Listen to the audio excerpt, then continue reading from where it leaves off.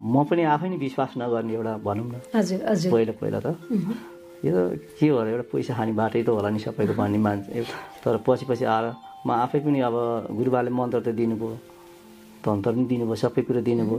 अब यसले कतिको काम गर्छ त विचार त गर्नु पऱ्यो नि हामीले नि। अन्त अब जस्तै मानिलिउँ म एउटा कारखानामै काम गर्ने हो अनि त्यहाँ हरेक किसिमका मान्छेहरू चाहिँ अब यस्तो हेर्दा थाहा अब उनीहरूले चाहिँ अब यो जयस टिभीबाट हेर्दै जाँदाखेरि भेट्यो होला नि कहीँ। अनि कहिले थुर कामले आउने नि हुन्छन्, हेर्नुहोस् कोही यस्तो गरेर निहुरेर उठ्नै नसक्ने भएर आउँछन्, कोही अब कात्रा कुक्रा हुन्छ जिउ हात खुट्टा नचल्ने एउटा डक्टरसँग नसा सम्बन्धी भन्दैला अथवा के भन्नु उनीहरूको भाषामा त्यस्तो आउँछ। अनि गुरुबाको अब मन्त्र त अब चलाएर हेर्नु पऱ्यो भनेर पहिला सुरु मैले त्यही गरेर थुर कामले मान्छे आयो हेर्नुहोस् है काम गरिरहेको अनि मैले त्यहीँ फुदिएँ। त्यो मान्छे लगभग 5 मिनट जतिमा जस्ताको तस्तै भयो। एउटा ठुलो विश्वास कस्तो भन्नुहुन्छ भने कहिले काहीँ मान्छे एउटा बाटोमा हिँडिराखेको बेला पनि अथवा काहीँ पनि कति मन्दिरहरूमा पनि मान्छे कामेको ढलेको देखिन्छ नि त। त्यो सही मात्र र सही बाटो देखाउने मान्छे चाहिन्छ भन्ने कुरा चाहिँ सत्य चाहिँ हुन्छ भन्ने चाहिँ हाम्रो धारणा हो त्यो। अनि त्यसले अहिलेसम्म गुरुबाले जति गर्नुभएको छ मैले यत्रो वर्षसम्म चाहिँ, तर मैले अहिलेसम्म चाहिँ तोकेर यति हजार लिनु उति हजार लिनु चाहिँ भन्नुभएको छ। पूजा गरौँ फुलको नाममा दियो बालौँ सबैको घर घरमा। यो हो जय कुलदेवता टिभी कुलदेवता, जय होस् टिभी जय कुलदेवता। यो हो जय कुलदेवता टिभी कुलदेवता, जय होस् टिभी जय कुलदेवता। यो हो जय कुलदेवता टिभी कुलदेवता, जय होस् टिभी जय कुलदेवता, जय होस् टिभी जय कुलदेवता। नमस्कार दर्शकबिन, यहाँहरू हेरिरहनु भएको छ जय होस् टेलिभिजन। हामीले यस टेलिभिजन मार्फत विभिन्न ठाउँमा भएका धार्मिक र सामाजिक कार्यहरूको बारेमा यहाँहरूलाई जानकारी गराउँदै आएका छौँ। आज पनि हामीले सो विषयभन्दा अलिकति फरक विषयमा कुराकानी गर्न लागेका छौँ। खासमा जय होस् टेलिभिजनमा विभिन्न रोगका उपचार हुन्छ भनेर हामीले सुन्दै आएका छौँ। ती रोगका उपचारहरू कसरी हुन्छन्, कुन विधिबाट रोगको उपचार गरिन्छ भन्ने विषयमा आज हामी यस संस्थासँग लामो समयदेखि जोडिनुभएका राजन रोक्कासँग कुराकानी गर्नेछौँ। उहाँ 10 वर्षदेखि यस संस्थामा आबद्ध हुनुहुन्छ। 10 वर्ष अगाडि उहाँ पनि ढल्ने, छोप्ने, काँप्ने जस्ता रोग लिएर गुरुसँग जोडिनु भएको थियो। गुरुसँग जोडिने क्रममा उहाँ आफूलाई तन्दुरुस्त भएपछि गुरुको शिक्षा लिएर अहिले विभिन्न मानिसहरूको सेवा गर्दै आउनु भएको छ। आज हामी उहाँसँग उहाँको हिजोको दिनको दुःख पीडा र आजको दिनमा भोगिरहनु भएको समयको बारेमा कुराकानी गर्नेछौँ। स्वागत छ यहाँलाई कार्यक्रममा। आराम हुनुहुन्छ? तपाईँको घर पनि रामेछाप, गुरुको घर पनि रामेछाप। तपाईँ चाहिँ गुरुसँग सुरुवाती चरणमा त पुजारी हुन्छु भनेर आउनु भएको त होइन, बिरामी भएर आउनु भएको। के छ तपाईँलाई त्यो बेलामा कस्तो कस्तो रोग लागेको थियो अनि यहाँ आएर उपचार गरेपछि कसरी निको हुनुभयो? अलिकति विस्तृत रूपमा नै भनिदिनुहोस् न। तपाईँलाई कस्ता कस्ता रोगहरू थिए, कहाँ उपचार गराउनु भयो, के भएको थियो, आज कस्तो हुनुहुन्छ? मलाई चाहिँ खास रोग चाहिँ होइन, यस्तै कामनी हो। कामदै हिँड्ने गर्दा कामदाखेरि कसरी भन्नुहुन्छ भने म 12-13 वर्षतिर इन्डियातिर लाग्दिएँ। अनि मलाई 11 वर्ष चाहिँ हल्का हल्का हो कि जस्तो लागेको थियो, त्यति ख्याल भएन। अनि इन्डियातिर गएर चाहिँ म एउटा हनुमानको व्रत गर्न लागेको थिएँ। हनुमान व्रत यस्तै मङ्गलबार गरिन्छ। अनि मङ्गलबार म त्यो हनुमानको पूजा गरिरहेको थिएँ। अनि यतै नेपाली साथी हुनुहुन्थ्यो एउटा, उहाँले चाहिँ म पोल्ट्री मारेर पूजा गरिरहेको बेलामा लौ परमेश्वरी आउ त भनेपछि त्यहाँ मलाई एकदम गटेर आयो। मलाई किन बोलाइस् भनेर चाहिँ देवताले भनेपछि अनि ऊ पनि आत्तिनु भयो, किनभने यो त अझसम्म नकामेको मान्छेले 81 यस्तो किन हुन गयो भनेर चाहिँ भन्दाखेरि अनि किन बोलाइस् त मलाई भनेर फ्याट्ट भन्दाखेरि परमेश्वरी मलाई त थाहा थिएन, मैले त ख्याल मजा गरेँ हो, मलाई माफ गरिदिनुहोस्, छोडेर जानुहोस्, आफ्नै ठाउँमा जानुहोस् भनेपछि फेरि मलाई चट्टै छोडिदिनु भयो। अनि त्यहाँबाट मैले त्यति मतलब गरिनँ। अनि त्यो 2 वर्षपछि घर आएँ म। घर आएपछि त्यस्तै अनि कहीँ गएर केही खाएँ कि रक्तै छान्ने, रक्तै दिशा जाने गर्न लाग्यो। अनि काहीँ देवी देवताको मन्दिरमा गयो कि कम पछिट्न थाल्यो। अनि मैले यस्तो के हुन लाग्यो भनेर चाहिँ गाउँतिर अब जान्ने गुरुहरूबाट जाँदा गुरुहरूले भन्न लाग्नुभयो, कसैले भन्नुभयो अब कुल पनि आउन सक्छन्, देवी पनि आउन सक्छन्, तर देवी आउनको लागि चाहिँ अलिक समय नै लाग्छ, किनभने धेरै धाउनुपर्छ, हामीसित हिँड्नुपर्छ। जस्तै अब एउटा शिक्षा दीक्षा लिन त समय नै लाग्छ अब भनेर उहाँले भन्नुभएको थियो। अनि मलाई त्यति टाइम भएन, म बाहिर बसेँ। अनि उहाँले के गर्दा मैले के गर्दा राम्रो हुन्छ त भन्दाखेरि उहाँले भन्नुभयो जिउ बाँधिदिन्छु, जिउ बाँध्दाखेरि तपाईँले राम्रो हुन्छ भनेर चाहिँ भन्नुभयो। हुन्छ जिउ बाँधिदिनु नि त, अब बाहिरतिर हिँड्ने मान्छे म हिँडिराख्नुपर्छ भने म जिउ बाँधेँ। जिउ बाँध्दा पनि म धेरै वर्ष अलि घरतिर खटपट हुने, दुःख पाउने होइन, अब सोचे आँटेको काम पनि नबनिने, यस्ता चाहिँ किसिमका धेरै देखेपछि अनि मैले चाहिँ अब यतै इन्डिया छोडेर बाध्यता यतै बस्न पर्ने भयो। किन भन्नुहुन्छ नि, अब अर्कादेखि त्यो गर्न सकिएन। अनि यता बसिरहेको थिएँ मैले, त यसको उपचार पनि नगर्ने सकेसम्म यस्तो अब कहिलेकाहीँ भन्छन् नि मान्छेले हजुर धामी झाँक्री गरेर चाहिँ के हुन्छ, फटा खायो, चोरेर खायो, ढाँटेर खायो भन्ने चाहिँ कुरा हुन्छ नि त। अनि म यस्तोमा चाहिँ नलाग्ने जस्तोमा चाहिँ लागेको थिएँ। अनि एक दिन ठ्याक्कै कसरी हुनुहुन्छ भने मेरो देउता त मैले पहिलादेखि मानेकै हुँ, उनीको देउता हुन् होइन। अनि एउटा गाउँतिर एउटा बिमारी भएर आउनुभयो। अनि आफ्नै जेठी सासू आउनुभएको थियो। अनि एउटा सालोले चाहिँ उहाँ गुरुकै भनौँ न एउटा उतैको रिलेटिभ्स नै थियो हुनुहुन्थ्यो। उहाँले चाहिँ मलाई फोन गरेर ल त्यो दिदी आउनुभएको त्यहाँ लगिदिनु पऱ्यो भनेर चाहिँ उहाँले भन्नुभएपछि अनि मलाई उहाँ लिएर आएँ। अनि मैले उहाँले ल्याएपछि उहाँको बिमारी सिमारी हेरेर फुफा गरेर पठाइदिनु भयो। अनि मलाई चाहिँ मनमा के आयो भने मैले एकचोटि विचार गरेर हेरौँ न त गुरुबाले कतिको जोखाना निकाल्नुहुन्छ।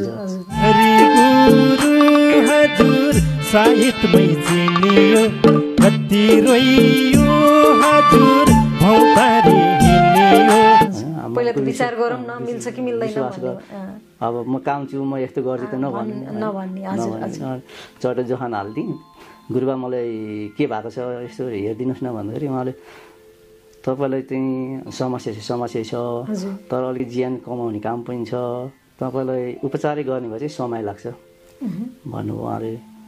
अब उपचार त गर्ने गुरुबा, उपचार नगरिकन राम्रो भएन, गर्ने बरु कति समय लाग्छ, अब पढाउँदाखेरि विद्यार्थीलाई कति समय लाग्छ त आफैले जान्नुहोस् भन्नु चाहिँ हुन नि हो। अब गुरु चेलाको नाता त जोडिसकेपछि एकदम हामीले विद्या त कहिले लामो विद्या त कहिले सिद्धिँदैन नि हाम्रो, त्यही भएर जोडिएको।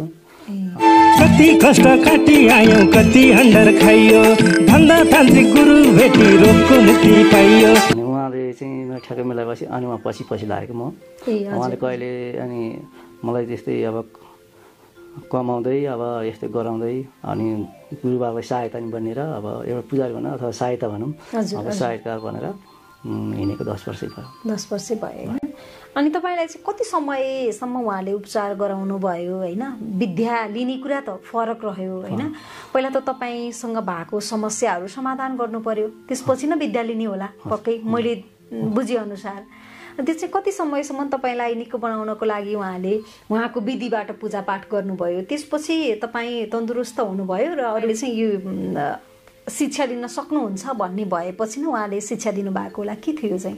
हो, मलाई चाहिँ जब दुईचोटि हामीले जब बेलुकाको हामी सन्ध्याकाल भन्छौँ, बेलुकाको समयमा देउता बोलाएर चाहिँ देउताले यो पाटो लैजाऊ, यसो गर्नु, अनि यसरी यो गरेपछि ठिक हुन्छ भनेर देउताको अब आदेश आएपछि अनि गुरुबाले देउताको आदेशअनुसार गर्नुभयो। मैले त त्यही दुईचोटि चाहिँ गरेर तेस्रो चोटिबाट चाहिँ तपाईँको उहाँले चाहिँ अनि अब चाहिँ ठिक हुँदै गएको, राम्रो हुँदै आउँछ भनेपछि त्यो फेरि मान्छेले मात्रै भनेर नहुँदो रहेछ, फेरि देउताको पाटो मिल्नु पर्छ।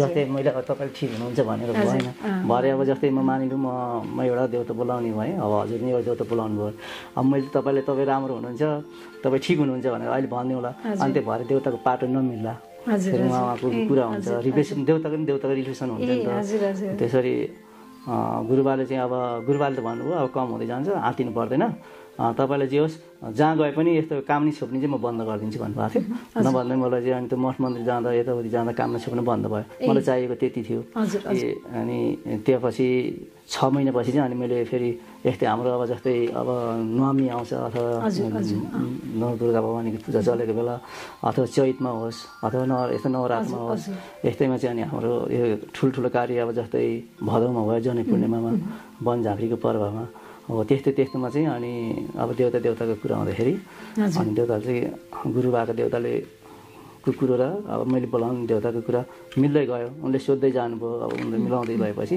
अनि मैले त्यहाँबाट त्यो 3 महिनापछि मलाई ठिक भयो। 6 महिनापछि ठिक भयो। अनि ठिक भएपछि अनि म अनि गुरुबाको सहायता रहँदै अनि मन्त्र लिँदै गर्थेँ। त्यसपछि चाहिँ तपाईँले मन्त्र लिँदै अगाडि अरू आफूले चाहिँ शिक्षा लिँदै बस्नुभयो।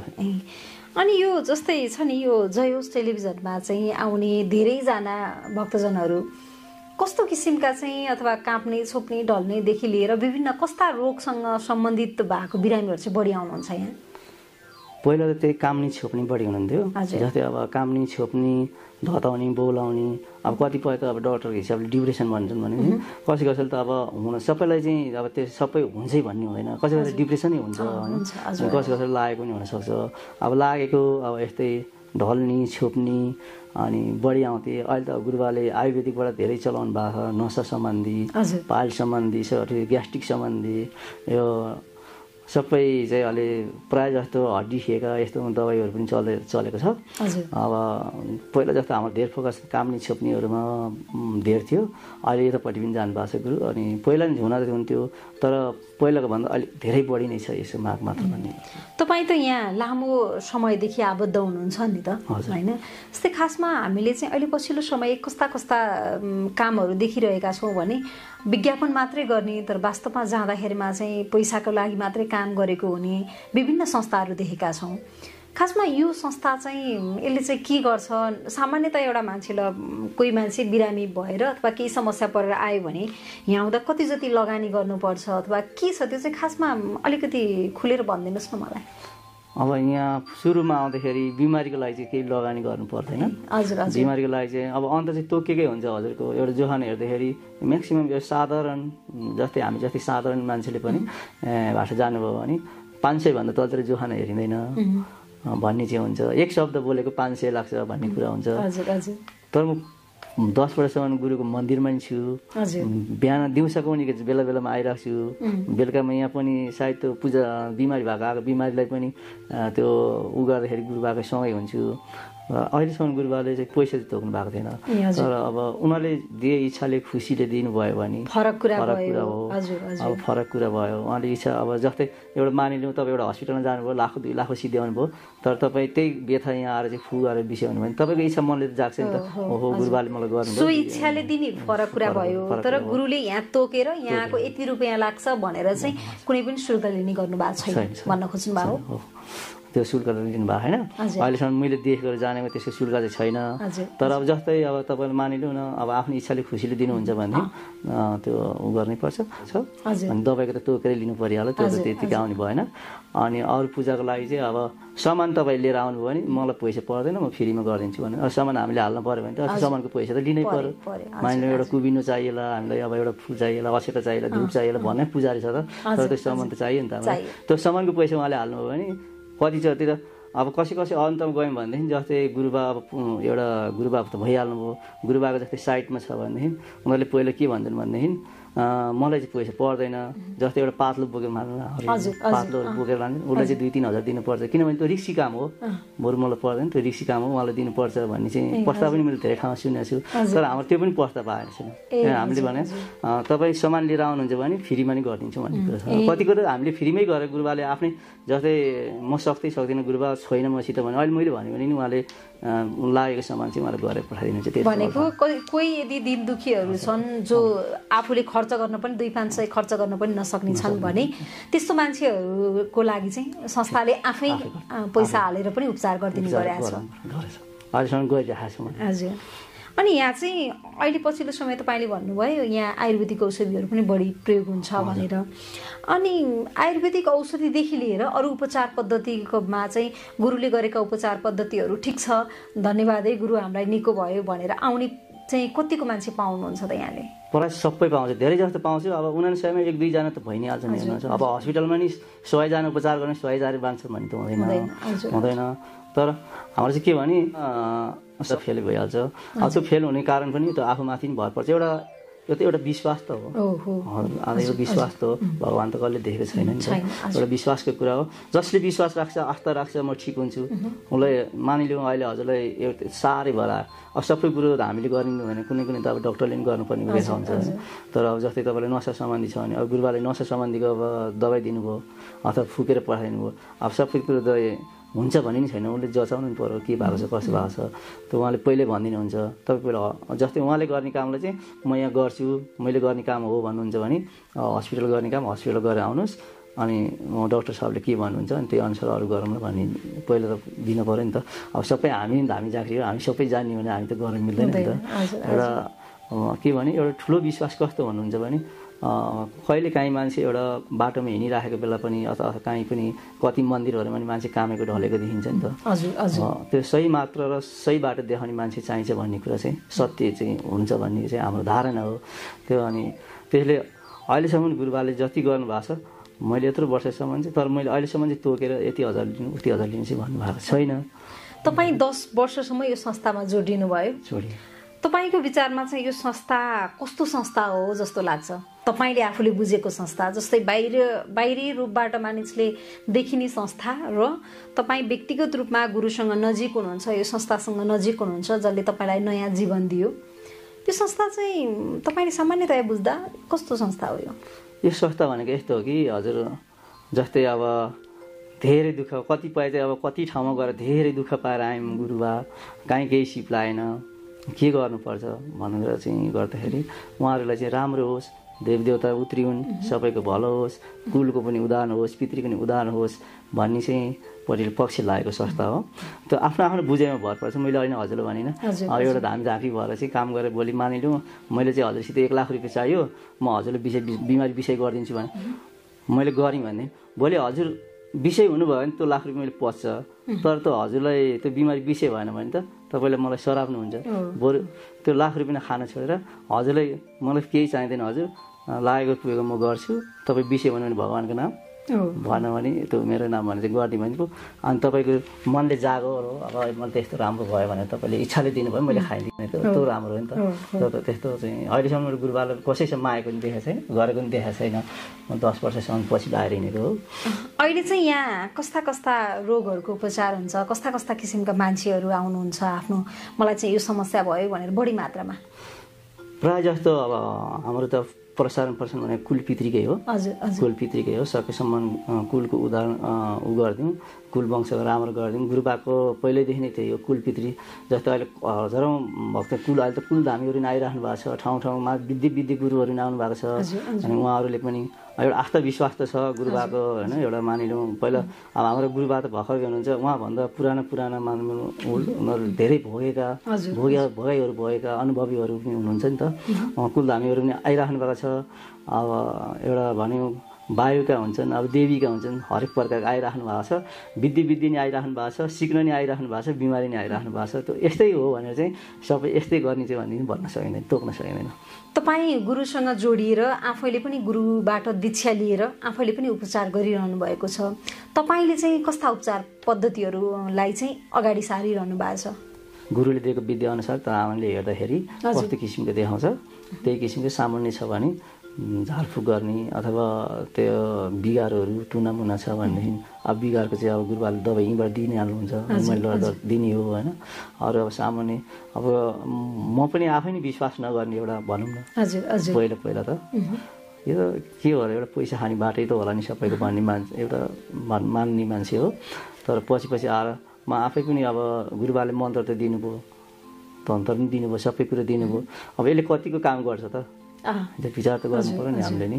अन्त अब जस्तै मानिलिउँ म एउटा कारखानामै काम गर्ने हो, अनि त्यहाँ हरेक किसिमका मान्छेहरू चाहिँ अब यस्तो हेर्दा थाहा अब उनीहरूले चाहिँ अब यो जयस टिभीबाट हेर्दै जाँदाखेरि भेट्यो होला नि कहीँ।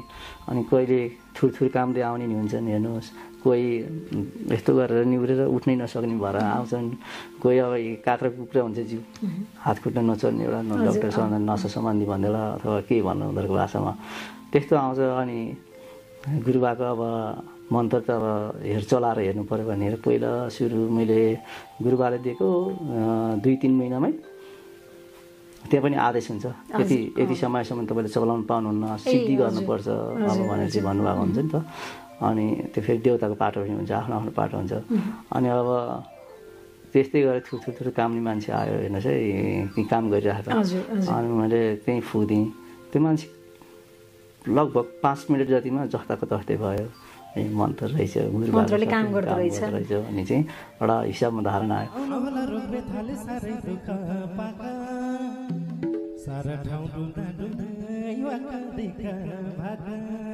फेरि अर्को दिन 2-3 दिनपछि त्यस्तै काख्रो कुकुरको भएर आयो अब यस्तो गरेर पुरै समात्रै एउटा हाम्रो भाषाले मुटु खानीले भेटायो अनि उनलाई नि त्यही मन्त्रले यसो फुकेर हेरेको 3 मिनटमै उसको असर त्यसै काम हिँडिहाल्यो भनेपछि यो रहेछ गर्नुपर्छ फर्म गर्दो रहेछ भनेर चाहिँ एउटा मान्छे त्यस्तो अवस्थामा हामीले गर्दाखेरि पनि आफूले के हुन्छ त गर्व लाग्दो रहेछ कि त हामीले केही त सेवा गर्दैछ नि त होइन भने हामीले होस् नहोस् त हामीले सरकारको कुरा भएन पैसै ठुलो कुरो होइन नि त पैसै मात्रै हो नि त एउटा धर्म चाहिँ हुँदो रहेछ भने मनमा ज्ञात पनि आउन थालेर अनि गुरुभाषा अलिअलि सिक्दै गर्दै गइरहेको छु के छ यो पेसा भनौँ पेसा नै भनौँ होला जस्तो है यो तपाईँहरूको पनि यो पूजा पाठको पनि एउटा पेसा हो नि होइन अब कतिपयले चाहिँ पेसै लिन्छन् होला तर अहिलेसम्म मैले चाहिँ पेसा लिएको छैन म छुट्टै पेसा गरेर खाइरहेको छु यहाँ त म फुर्सद भएको बेला मात्र गुरु भएको अघि पछि हिँड्यो अघि पछि म आफ्नै पेसामा व्यस्त हुन्छु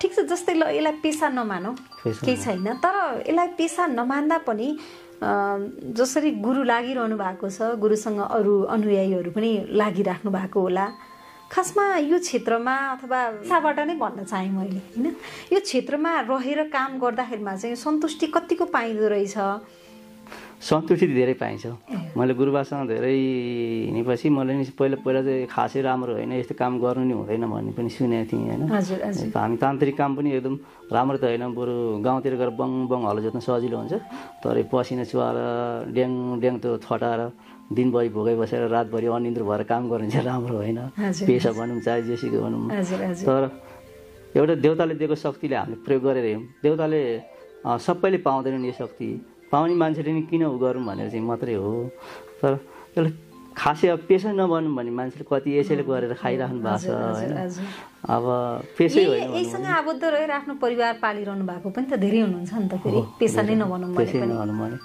तर कसैले चाहिँ धेरै जसोले मागेर गरेको होला तर हामीले चाहिँ अब जस्तै खुसीले दिएको इच्छाले दिएको अब गुरुबाको त अब दबाईहरू बेच्ने यताउति थुप्रो छ नि त सबै पेसै मात्रै त होइन नि त अब जस्तै काहीँ एउटा कुल उदाहरण जाँदा गाउँतिर जाँदा अब हुने मान्छे पऱ्यो भने त 2-4 हजार गुरुबाको दुःख बुझेर दिने चाहिँ हुन्छ नि अब छैन भने त अब उसले पनि नदेला अब त्यसो अब उहाँले बुझ्ने मान्छे त उहाँको अब यही हो उहाँले पनि खानुपर्छ बस्नुपर्छ भन्ने चाहिँ इच्छा हुने चाहिँ दिनु नै हुन्छ तर पेसागतै भन्नुपर्दा पनि यसलाई पेसा नमानौँ अब एउटा ऊ पनि हो हजुरको धर्मै भनौँ सेवा नै धर्म भन्ने चाहिँ लागौँ न सेवा नै धर्म हो उनले भगवान्ले भनेको छ नि तँलाई एउटा धर्म गर म तँलाई खाना लाउन मर्न दिन्न म तँलाई पाल्छु चाहिँ भनेर उनलाई गुरुबालाई हामी देउताले भन्छ जसको देउताले भन्छ राम्रो सत्कर्म सत् बाटो हिँड सत्य काम गर तँलाई खाना लाउनलाई म मर्न दिन्न भने चाहिँ देउताले भने मागेर नखा दिएको खा खुसी इच्छाले दिएको खा दिएको खाइस् भने तँलाई पुर्याउँछु भनेर उनी देउताले शक्ति दिएको हुन्छन्